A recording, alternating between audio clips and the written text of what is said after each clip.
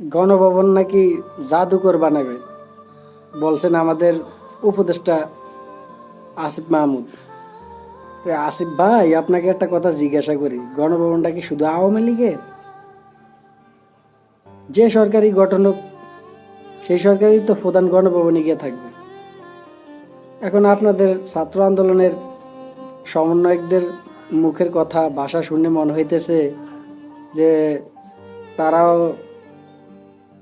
নির্বাচনের জন্য দল গঠন করবে। তো আপনারাও তো দলের প্রধান হলে আপনাদেরকেও তো থাকতে হবে গণভবন। বাংলাদেশে কি জাদুঘরের অভাব পড়ে গেছে?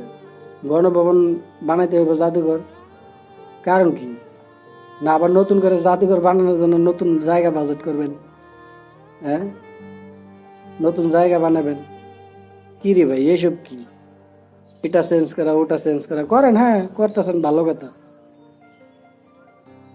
কিন্তু দেশের মানুষের কথাও ভাইবেন। এগুলো চেঞ্জ করে দেশের কিছুই পরিবর্তন হবে না। গণভবন চেঞ্জ করবেন, গণভবন কি এক আওয়ামী লীগের ছিল? না আওয়ামী লীগের আছে এখনো? যেই দলের প্রধান হয় তাকেই থাকা লাগবে ওই জায়গায়। এই জিনিসটা অন্তত মাথায় রেখেন।